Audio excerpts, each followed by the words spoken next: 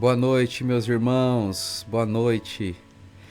Glória a Deus. Estamos juntos mais uma vez. Hoje é sábado, nosso 13º dia, e eu tenho certeza que seremos poderosamente abençoados nessa noite.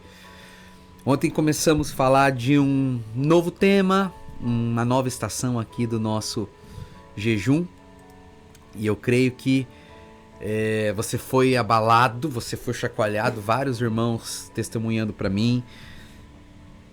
E é importante a gente falar sobre isso, porque muitas vezes a gente serve a Deus sem perguntar aquilo que é o desejo do coração dele, e a gente não pode cair nesse erro. Antes de fazer qualquer coisa, a gente precisa perguntar para Deus o que Ele quer que a gente faça. Você pode dizer amém? Eu tenho isso no meu coração. Todas as vezes que eu vou me envolver em alguma coisa,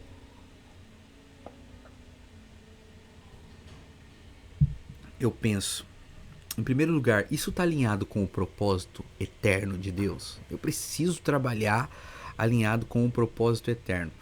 Depois eu penso, tá?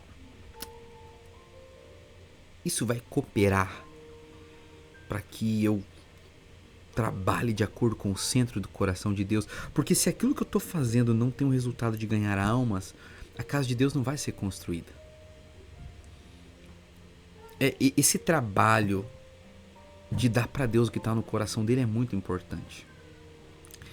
E eu creio que a gente precisa avançar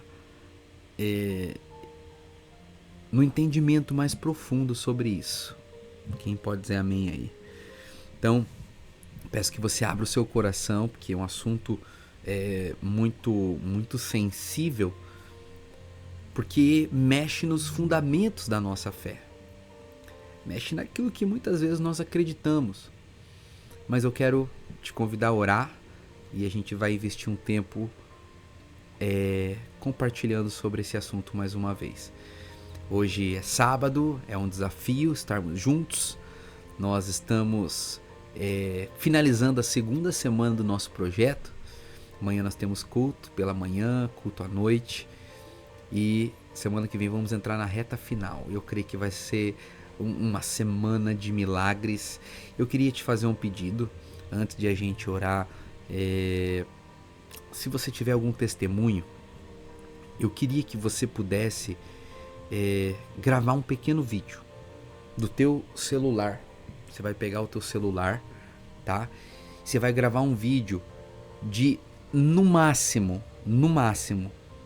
30 segundos, tá bom? Eu queria que você deitasse o celular assim, ó. Deita o celular desse jeito. Não grava de pé, grava com ele de lado, e você vai compartilhar o teu testemunho olhando para a câmera, tá? Você não vai olhar para a tela, você grava olhando para a câmera, tá bom? Olá, irmãos, eu tô orando por isso, aconteceu isso, deixa Deus usar você, amém? E você compartilha o testemunho, porque a gente quer compartilhar isso, e a gente quer fazer um acervo de histórias daquilo que Deus está fazendo durante esses 21 dias, amém? Glória a Deus. Feche seus olhos então, vamos orar. Pai, fala conosco nessa noite.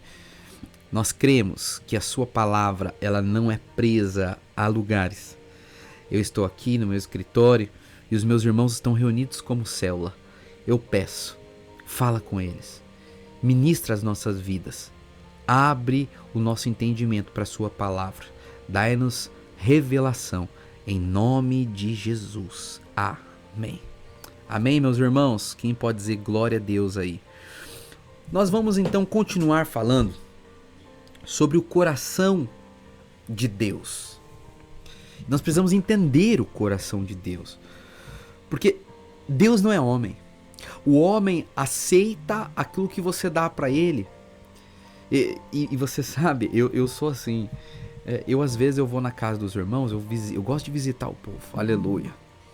E às vezes as pessoas me oferecem coisas que eu não gosto, e eu tenho que comer, eu tenho que beber, porque eu não posso fazer desfeita. Se você vai numa casa de uma pessoa e você não come ali, aquele bolo, ou não bebe aquele suco diferente. Eu nunca esqueço um dia que eu fui visitar uma família, eles eram bem saudáveis, a irmã fez suco de couve. Pastor, toma, é uma delícia. Eu falei, aleluia. E eu tive que tomar o bendito, abençoado suco de couve. Quer mais, pastor? Não, irmã, tá bom. Deus abençoe. Mas eu tomei. Deus não é assim. Deus não é assim. Deus tem a sua vontade. A sua vontade é estabelecida em toda a eternidade. Deus não vai mudar aquilo que Ele gosta e aquilo que Ele deseja porque eu e você estamos oferecendo para Ele. Não, Ele é Deus. Ele sabe o que Ele quer, Ele sabe o que Ele deseja. Nós precisamos, antes de tudo, perguntar qual é a vontade dEle. Mas eu vou te falar, na Bíblia nós já sabemos a vontade de Deus. Deus deseja ter filhos. Vamos ler novamente o texto. Gênesis 1, 27 diz assim: no começo, Deus criou o homem, abençoou o homem e disse: sejam fecundos, multiplicai-vos e enchei a terra. Preste atenção. O coração de Deus tem um desejo. Ele bate por filhos. Filhos. Almas. Filhos. Almas. Essa é a vontade de Deus. Ele disse isso para Adão, ele disse isso para Noé, ele disse isso para Abraão e o próprio Senhor Jesus nos disse. Mas eu vou te falar uma coisa. Dar filhos para Deus é muito mais difícil do que fazer qualquer outra coisa por Ele. Eu vou repetir. Dar filhos para Deus é muito mais difícil do que fazer qualquer outra coisa. É muito mais fácil você tocar uma música para Deus do que gerar um filho para Ele. É muito mais fácil você escrever uma poesia para Deus do que dar um filho para Ele. Sabe por quê? Porque ensaiar uma peça de teatro e dizer que isso é para Jesus dá menos trabalho do que ganhar uma alma, batizar, ensinar, cuidar dessa pessoa.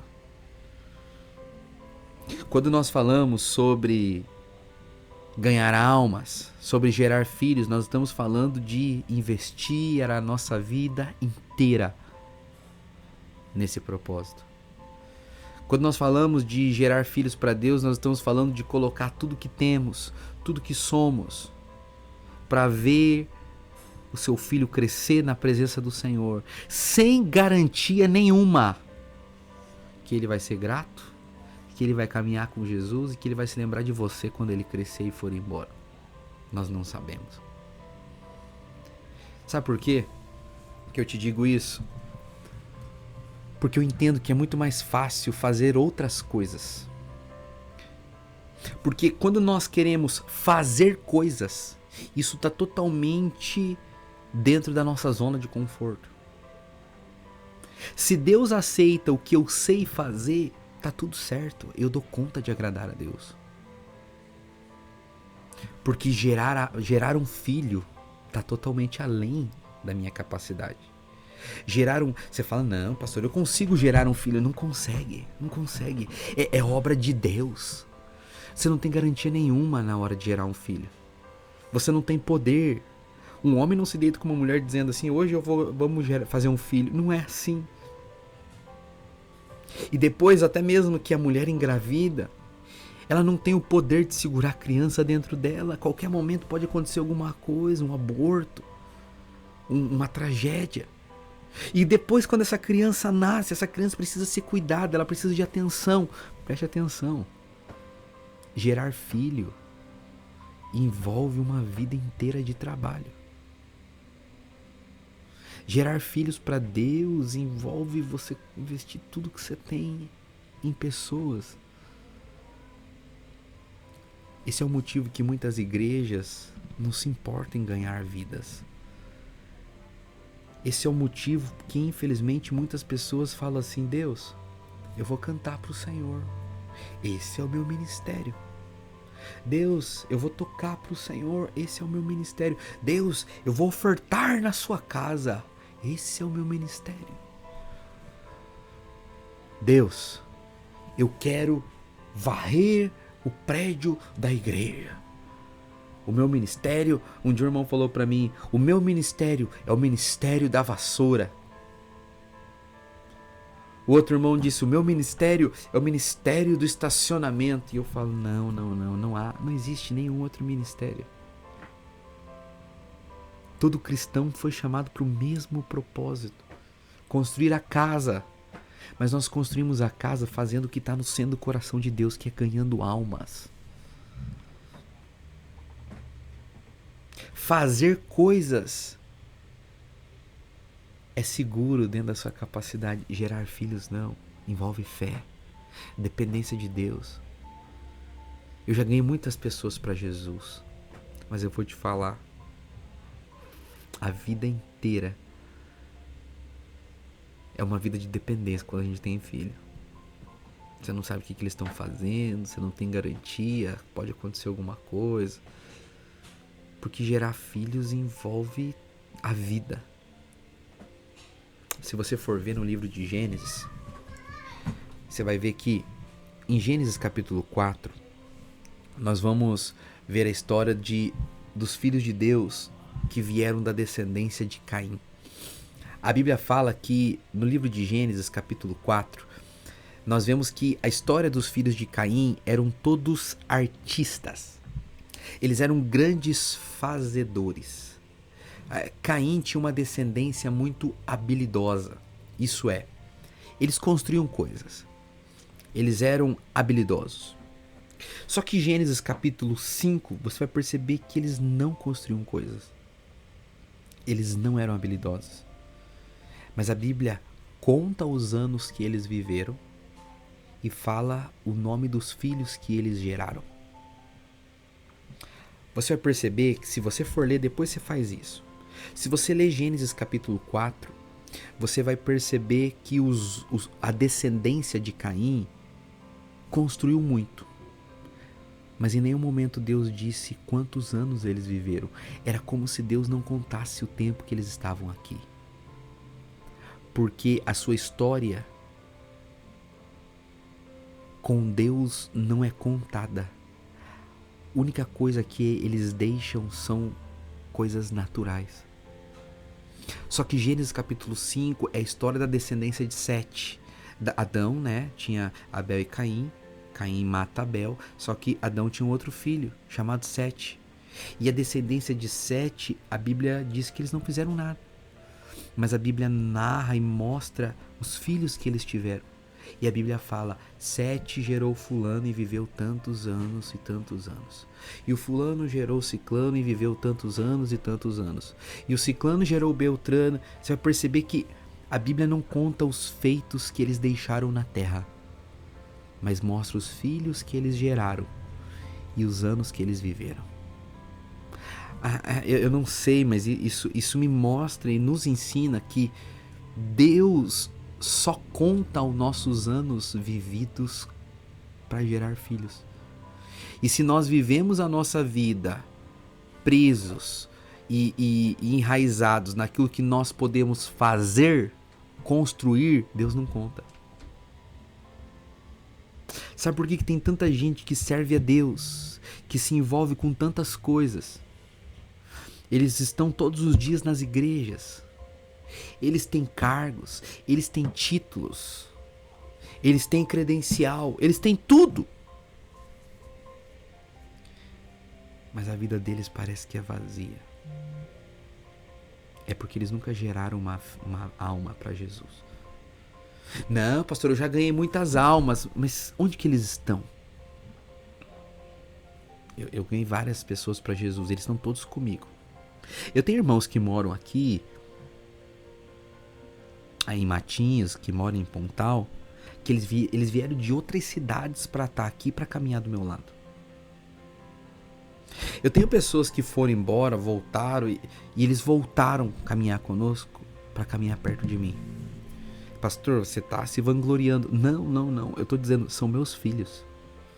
Eu gerei eles. Eu estava com eles na hora da luta. Eu estava com eles na hora da dificuldade. Eu passei pelo vale com eles. Eu sei as batalhas que eles passaram e viveram, e durante essas batalhas eu tava lá segurando na mão deles. Porque gerar filho, meu irmão, você que é pai e mãe sabe do que eu tô falando. Só um pai e uma mãe sabe que eles passam por causa dos filhos. Quando eu digo gerar uma alma, gerar um filho, eu não estou dizendo de você pregar ali na praça, perguntar se a pessoa quer aceitar Jesus, orar por ela, fazer oração de confissão e falar para ela, procure uma igreja perto da sua casa. Não, não é isso que eu estou falando. Quando eu digo gerar um filho, é fazer o que Jesus disse. Pregar o evangelho, batizar e ensinar. Isso fala ganhar, consolidar, treinar, discipular e enviar. É os 5 ministérios. Esse é o centro do coração de Deus. Muitas pessoas não querem saber o que está no coração de Deus. Eles só querem saber do que eu posso fazer de forma mais simples. É a história que eu contei ontem. Eles ficam a vida inteira preparando um bolo de chocolate. E eu quero te falar, meu irmão, minha irmã, não faça um bolo de chocolate para Deus. Se envolva no cuidado. Se envolva no gerar. Ganhe almas. Pega aquele irmão, aquela irmã lá da célula, cola nele, gera ele, caminha com ele. Pastor, mas você acha errado fazer coisas? Não, eu não acho errado. Eu também faço muitas coisas. Eu trabalho para Deus, eu construo para Deus, eu canto para Deus. Mas tudo que eu faço está cooperando com o gerar. Por exemplo, Deus não vai me recompensar porque eu estou fazendo uma live. Grande coisa. Mas Deus vai me recompensar porque eu estou fazendo essa live com o objetivo de gerar um filho, que é você que está me assistindo. Porque quando eu estou aqui pregando para você,